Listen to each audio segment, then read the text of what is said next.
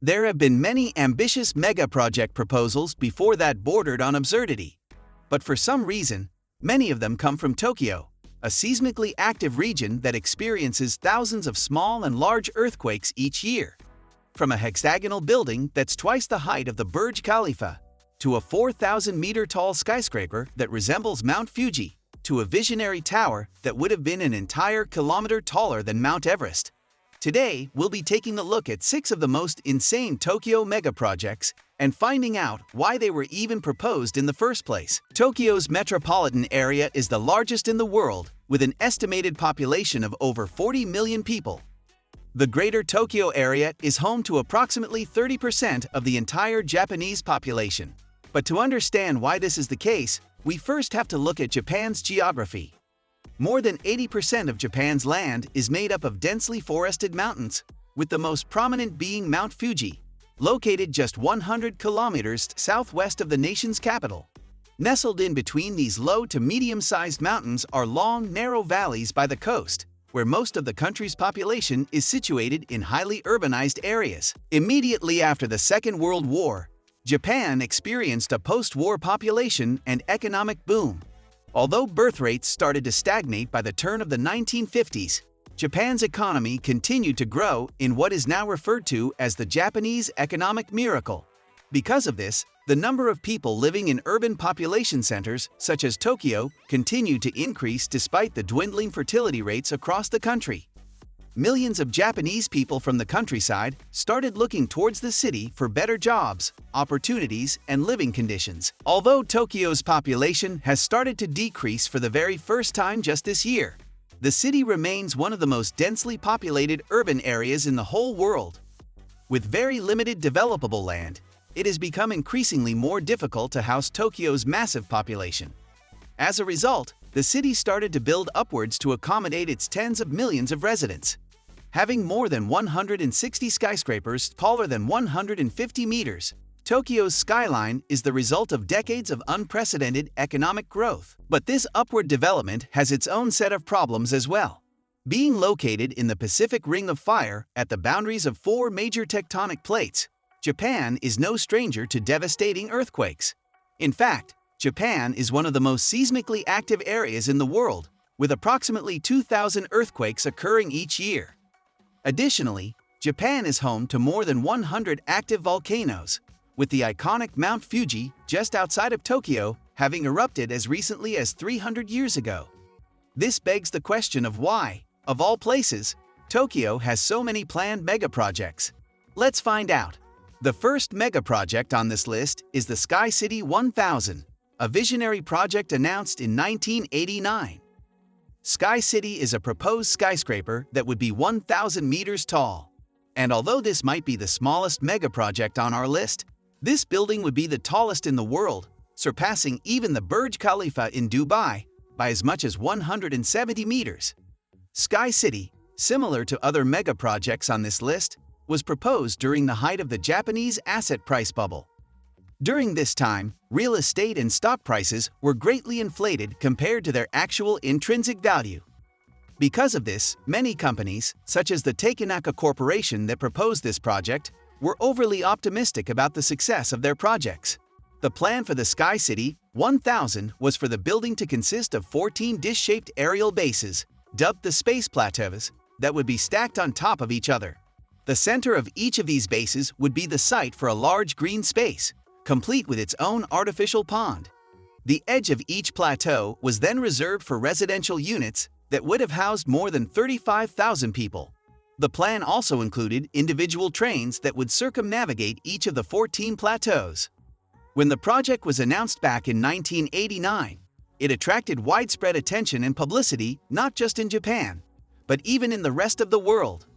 By the turn of the 21st century, many people regarded the megaproject as the skyscraper of the future. It even made its way onto an episode of Extreme Engineering on the Discovery Channel. The high-speed elevators that were to be used for the building were already being designed and tested at experimental labs. Tokyo's only fire helicopter at the time was even used for fire simulations in preparation for the building's construction. But despite all the planning, preparation, and international recognition it received, the vision for Sky City 1000 was never realized. The Japanese asset price bubble burst in 1992, and the country's economy stagnated thereafter. It didn't help that the skyscraper would have taken decades to complete, and it would have been economically impractical, if not impossible, to pursue at the time. Next up is the Sky Mile Tower. At over 1,700 meters tall, the Sky Mile Tower, if ever completed, would be more than double the height of the Burj Khalifa. As part of a new initiative called Next Tokyo 2045, the tower was planned with the future consequences of climate change and rising sea levels in mind. The Sky Mile Tower would be the centerpiece of this futuristic development that would be a megacity on its own. Next Tokyo 2045 was an initiative set forth in 2015 to research and develop possible solutions to Tokyo's population problem and rising sea levels. The plan for Next Tokyo 2045 was to create a resilient and self-sustaining megacity that could withstand natural disasters such as earthquakes, tsunamis, and typhoons. With the very limited developable land in the city, the plan for Next Tokyo 2045 involves the creation of artificial islands over Tokyo Bay. The tower itself is planned to have over 400 floors and is estimated to be able to house as many as 55,000 residents at once. The Sky Mile Tower's hexagonal shape isn't just for aesthetic purposes. Extensive wind tests and simulations were conducted prior to the project's planning, and the same hexagonal shape was found to have the highest resistance to strong winds. Given the tower's tremendous height, vertical slots along the tower's length were also planned to allow high-altitude winds to pass through it. One of the challenges that the project first encountered during the planning stage was the availability of water to people on the higher floors. It was discovered that it would have been too expensive and impractical to pump water all the way from the bottom to the top. Because of this, the Sky Mile Tower is capable of collecting and treating rainwater and vapor in the atmosphere. Below the tower, there will also be hexagonal structures that would not only serve as artificial islands on their own, but they're also meant to reduce the impact of approaching waves from Tokyo Bay. Some of these structures could even serve as ports for incoming cargo and passenger ships. There are plans to use these structures and the surrounding saltwater to cultivate algae for use as a fuel source. The Sky Mile Tower and its surrounding futuristic city are planned to be completed by the year 2045. However, the project remains only a concept proposal to this day, and no major developments on the actual construction have begun. And now we continue with the Aeropolis 2001. A visionary project proposed in 1989 during the Japanese asset price bubble. The building was intended to be over 500 stories high and 2,000 meters tall, making it the symbol of 21st century Tokyo. It was inspired by the Illinois, a visionary mile-high skyscraper in Chicago, and was designed to showcase the cutting-edge research and technology of the Obayashi Corporation, the project's proponent. In addition to its impressive height, the Aeropolis 2001 was proposed to be constructed a few kilometers off the coast in Tokyo Bay, on an artificial island with a diameter of around 700 meters. The island was meant to be home to a population of as much as 140,000 people, and the Aeropolis 2001 was planned to have a high-speed shuttle lift that would carry residents from the ground to the top floor in just 15 minutes. As with any mega project, the Aeropolis 2001 was expected to take no less than 60 years to complete and have a whopping $330 billion price tag. Moving on to the next massive mega project on our list, the Shimizu Mega City Pyramid, a structure that would stand tall at 2,004 meters above the ground with a total floor area of 8 square kilometers. Inspired by the Great Pyramids of Giza, the Shimizu Mega City Pyramid is intended to withstand the test of time and surpass any and all natural disasters that might come its way.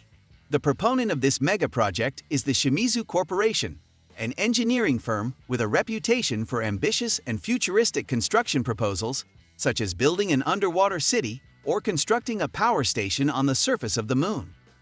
The pyramid structure of the Shimizu Mega City Pyramid would be composed of 204 smaller individual pyramids stacked on top of each other to create the larger structure.